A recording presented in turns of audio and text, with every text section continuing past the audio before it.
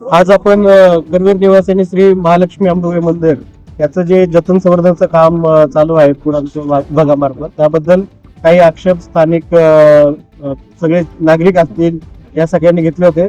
त्यांची नेमकं काय आक्षेप आहे ते समजून घेण्यासाठी आज आम्ही बैठक बोलवली होती. सोबतच पुरातत्व विभागाचे अधिकारी पण आपण उपस्थित केले होते, जेणेकरून त्या ज्या प्रकारे संवर्धनची प्रोसेस ही सायंटिफिक पद्धतीने होते की नाही होत याबद्दल सर्वांनी काही सजेशन किंवा ऑब्जेक्शन घेतलेले आहे.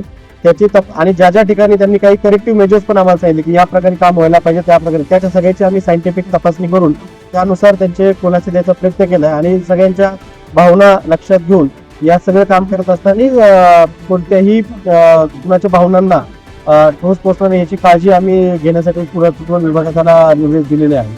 आपण सकल हिंदू समाजाच्या वतीनं माननीय जिल्हाधिकारी यांच्याकडे मागणी केली होती. ज्या मंदिरामध्ये संवर्धनाचं काम चालू आहे, या अत्यंत चुकीच्या पद्धतीचं काम चालू आहे. या मंदिरामधला जो आमचा इतिहास आहे तो नष्ट करण्याचं काम चालू आहे. या संदर्भात आपण जिल्हाधिकाऱ्यांना विनंती केली होती की आपण बैठक लावावी आणि आज या बैठकीमध्ये संपूर्ण तसं जर बघायला गेलं, पश्चिम महाराष्ट्र देवस्थान कमिटी असेल, माननीय जिल्हाधिकारी असतील किंवा तिथले कॉन्ट्रॅक्टर असतील किंवा पुरातन खातं असेल, हे निरउत्तर झालेले आहेत. आपल्या एकाही प्रश्नाला तिने उत्तर देऊ शकलेलं नाहीत. म्हणजे याचा अर्थ मंदिरामध्ये अत्यंत चुकीच्या पद्धतीचं काम चालू आहे. म्हणजे ज्या पद्धतीनं कळसा खोदकाम चालू आहे, आज कळसाच्या ठिकाणी खाली पुजारी बसतात, त्या ठिकाणी माती पडायला लागलेली आहे. म्हणजे उद्या या अनेक दगडांचा धोका होऊ शकतो मंदिराला. या संदर्भात आपण कलेक्टरना सांगितलेलं आहे की त्या ठिकाणीची संपूर्ण पाहणी करावी आणि त्या ठिकाणी ज्या वर्क ऑर्डरमध्ये आहे कोणत्याही शस्त्राचा वापर करायचा नाही.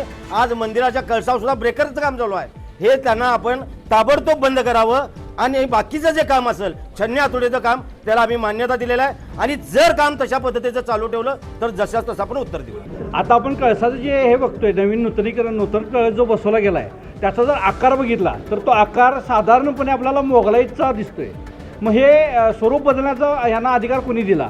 ह्याचा जो मूळचा जो आकार आहे पूर्वीचा, त्या आकारामध्ये यांनी पुन्हा हे करणं गरजेचं आहे कळस, आणि पूर्ण तिचे विधिवत त्याचं रोहन पुन्हा होणं गरजेचं आहे. हे जर नाही झालं तर आम्हाला योग्य ते पुढचं पाऊल उचलावं लागेल.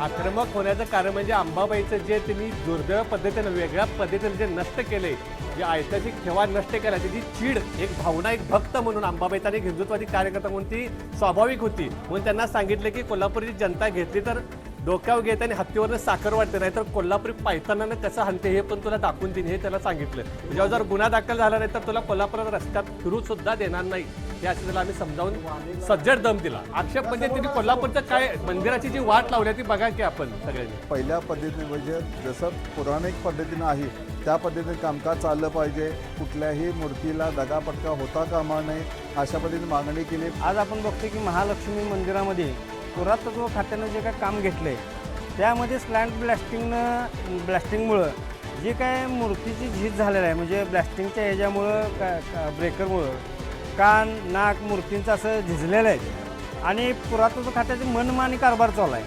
आज आपण बघतोय की तिथं जुना कारण जे होता तर तो काढून टाकलेला आहे.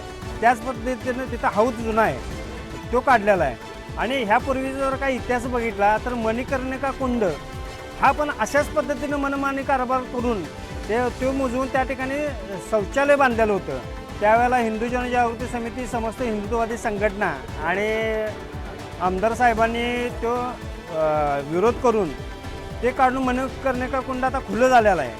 तर ह्याला जबाबदार हे पुरातत्व खातं आहे आणि ह्या पुरातत्व खात्यावर कारवाई झाली पाहिजे, ही अशी मागणी आमची हिंदू जनजागृती समिती आणि सकल हिंदू समाज आणि सर्व हिंदुत्ववादी संघटना.